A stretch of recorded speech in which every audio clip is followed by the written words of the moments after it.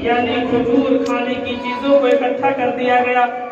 اس کے بعد آقا علیہ السلام نے دعائے برکت کی، دعا بالبرکہ، غور کریں، دعا بالبرکہ۔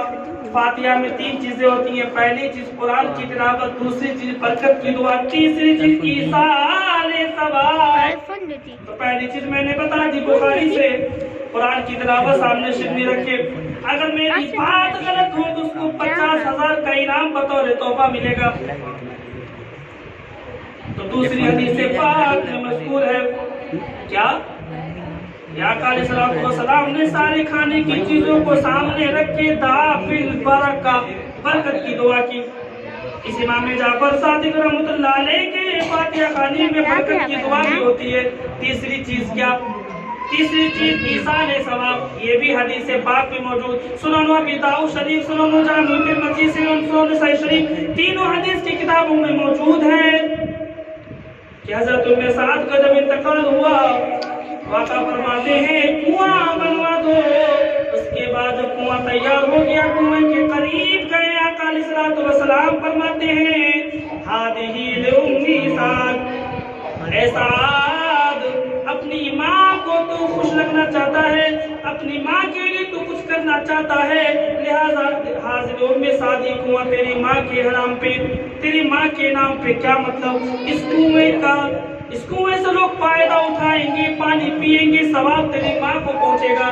اس کنڈے میں یہی تو ہوتا ہے، اس کا ثواب امام جعفر کو پہنچاتے ہیں، اور صبح سے لے کر شام رات تک تقریباً 700 لوگ آ کر کھاتے لوگ ہیں، ثواب امام جعفر صادق کو پہنچتا ہے۔ یہ بھی حدیث پاک سے ثابت۔ تو گویا کہ 3 الگ الگ حدیث پاک کی روشنی میں امام جعفر صادق رحمۃ اللہ علیہ کے لیے جو ایصال ثواب کا اہتمام ہوتا ہے، یہ حدیث پاک سے ثابت ہے، کیونکہ یہ فاتحہ خوانی ہے۔ یہ بات واضح ہو گئی میرے آقا کے پیارے دیوانوں؟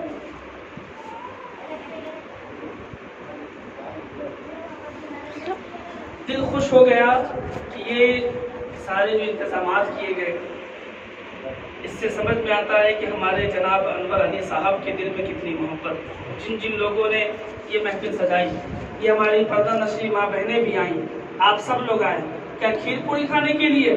نہیں، بازاروں میں تو روز کھاتے ہیں، پھر کس لیے آئیں؟ آپ کا جواب یہی ہوگا کہ امام جعفر صادق رحمۃ اللہ علیہ سے محبت ہے، انہی کے اس فاتحہ خوانی میں شامل ہو کر خود کو فیضیاب کرنے آئے۔ تو آپ کا آنے کا مقصد ایک ہے، وہ یہ امام جعفر صادق سے محبت ہے، اس لیے آئے۔ اب امام جعفر صادق سے محبت کرنے کا فائدہ کیا ہے؟ سنیں، جناب انور صاحب تقریباً 9 سال سے یہ محفل سجا رہے ہیں، خاص اسی دن کے موقع پہ۔ کیوں؟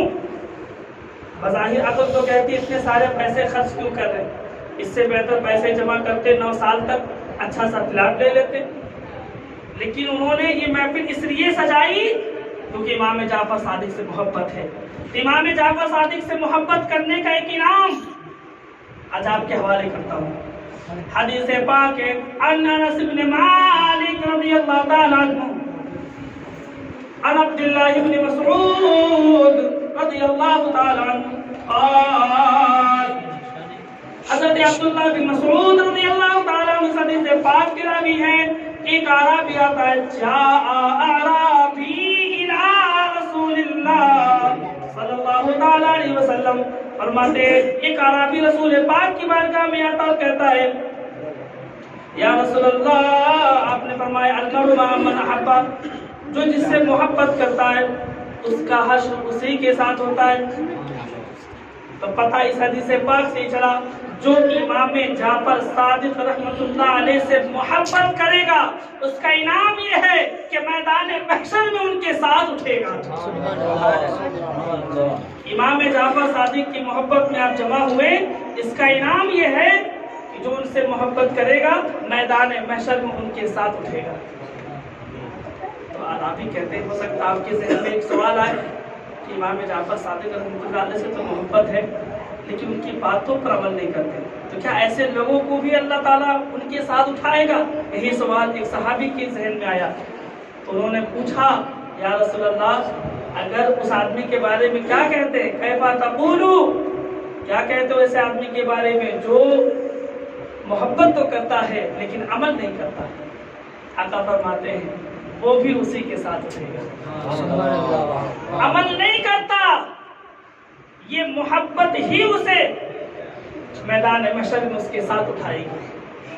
امام جعفر صادق سے محبت کرنے والوں، اگر امام جعفر صادق رحمۃ اللہ علیہ سے محبت صرف کی تو اتنا بڑا انعام، اگر ان کی باتوں پر عمل کر لیں تو امام جعفر صادق رحمۃ اللہ علیہ سے ہم فیض لینے بیٹھے ہیں نا،